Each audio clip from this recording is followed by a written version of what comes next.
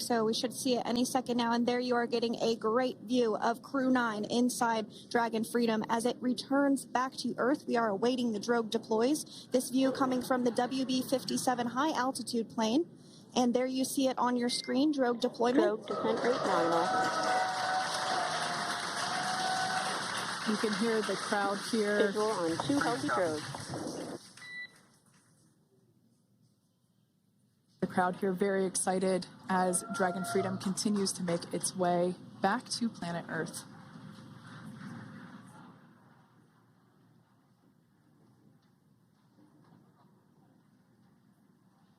Next up, we'll stand by for the main deployment of the parachutes.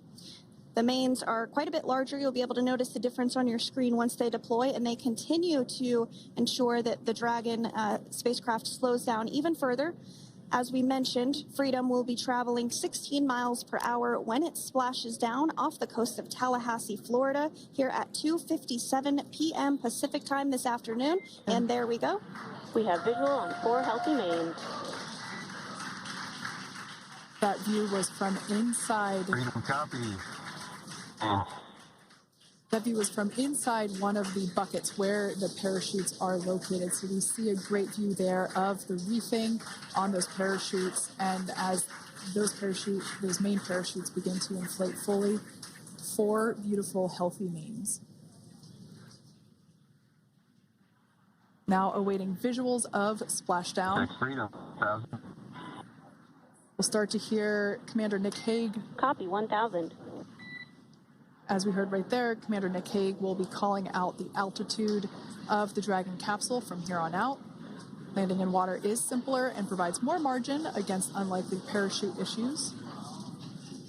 You can see those parachutes continuing to slow the Dragon capsule down.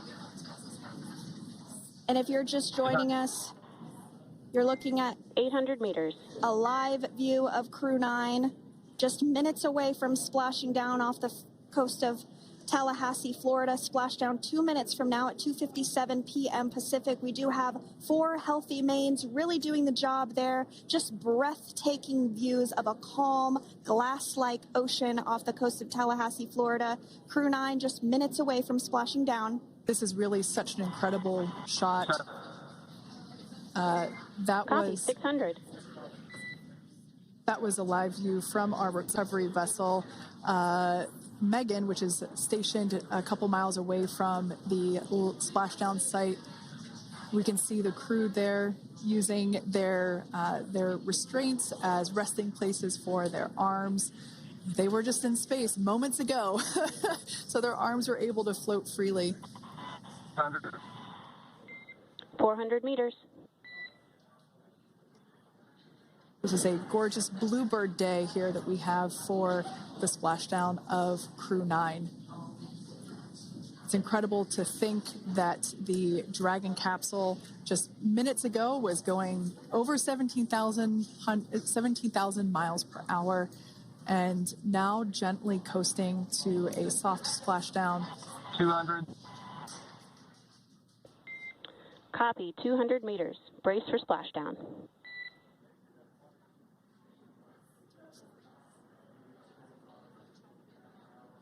As you can see there on your screen, continuing to monitor progress of the Dragon spacecraft.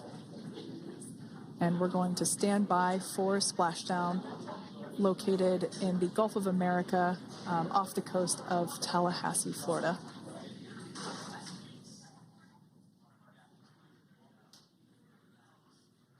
And splashdown, Crew 9 back on Earth.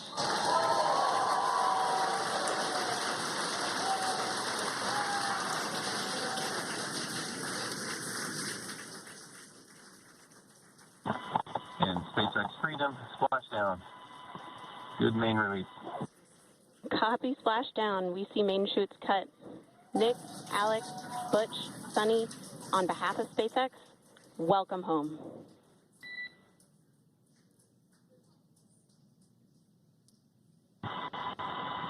It is an amazing what a ride.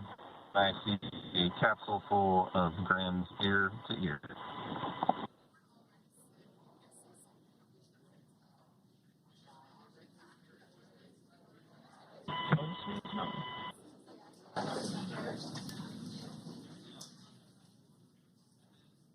And as you can see on your screen, we have visual confirmation of splashdown.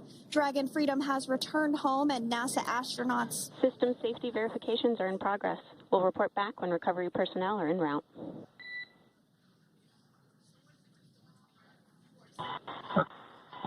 Understand.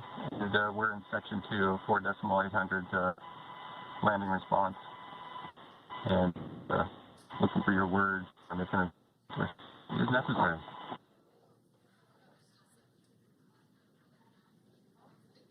In the distance, we can see the recovery vessel making its way. Copy, you're in section 2 for the environmental assessment in 4.800. That is not necessary today. Understand. Raise advice.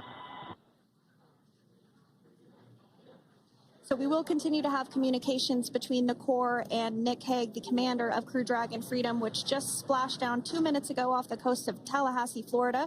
Dragon Freedom has returned home with NASA astronauts Nick Hague, Suni Williams, Butch Wilmore, and Roscosmos cosmonaut Alexander Gorbanov. They're back on Earth after approximately 17 hours of a return journey from space. The SpaceX recovery ship and team have been waiting for Dragon's splashdown, and they will now make their way to the splashdown location. The teams have been ready and waiting about 3 nautical miles away, so it's going to take them about 30 minutes or so to make their way to SpaceX Freedom. Pretty sure we're in stable 1. Copy, stable 1. We see the same. It's going to take about 30 minutes for the recovery team to make their way over to Nick, Suni, Butch, and Alexander, who are still seated and secured inside that Dragon spacecraft there on your screen. Incredible views there of that thermal protection system, or TPS. That Dragon capsule was pristine, white color before it departed the station, and we can see how the reentry phase, the thermal protection system did its job. Now, if you're wondering what that hole, that like bucket area is, that is underneath the side hatch. That is where the main parachutes were stored. So when we saw the Dragon capsule docked at station, it looked very different. The panel that protects and covers the main parachutes, that was still intact, as well as the panels that enclose where the drogue parachutes are located.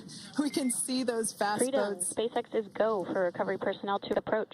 Expect personnel alongside in the next few minutes. Freedom copies. We can see those fast boats. We weren't kidding when we said they were fast. While it does take about 30 minutes for the main recovery vessel to make its way over to the capsule, these fast boats will be doing a couple of things simultaneously. A couple of them are going to be working to retrieve the parachutes that you see in the background there of this drone shot. Those parachutes will be retrieved from the ocean surface. We want to make sure we are able to pull those out. The recovery vessel there closest to the spacecraft is going to be performing some safety checks. We can see there they're using an instrument that is basically working to detect if there are any hypergolic vapors or fumes that are still residing in and or around the Draco thruster nozzles or outlets. The hypergolic fuel, which is necessary for on-orbit burns to maneuver the spacecraft. Unfortunately, those hypergolics are unable to be breathed. They are toxic, and so this team here is doing those initial safety checks to make sure that it is safe for the rest of the recovery team to approach the spacecraft. They're also checking to make sure that any residuals from the pyros are safe and are not going to cause any issues. We can see the team working their way around the spacecraft to do these these sniff tests on all of those Draco thrusters. And as we continue to await the recovery of our Dragon spacecraft with NASA astronauts Nick Hague, Suni Williams, Butch Wilmore, and Roscosmos cosmonaut Alexander Gorbanov inside, Dragon has autonomously completed several steps to safe itself following splashdown.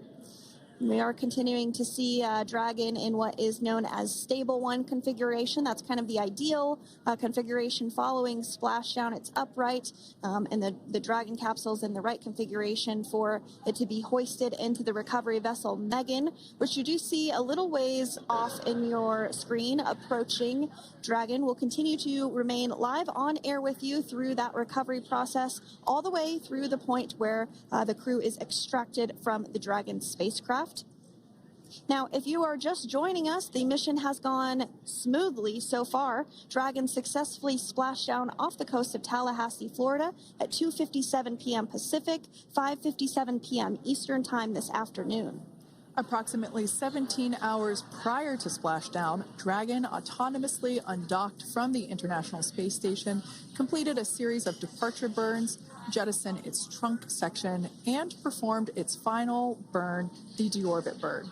This placed the Dragon spacecraft on a trajectory toward Tallahassee, Florida. Dragon successfully re-entered the Earth's atmosphere, followed by deployment of its parachutes to slow the spacecraft down to a gentle splashdown.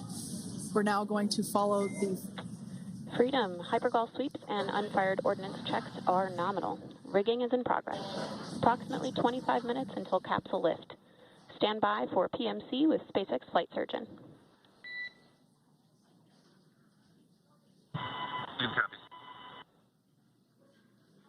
And so what we did just hear there was communications that those hypergol checks were complete.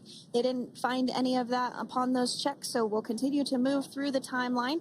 Next up is a process called rigging, which you see happening right now on your screen. This is when a SpaceX recovery personnel actually works to climb aboard the capsule and work through procedures ahead of lifting onto the nest of the recovery vessel Megan. We heard it's going to be about 25 minutes or so until that lift actually takes place.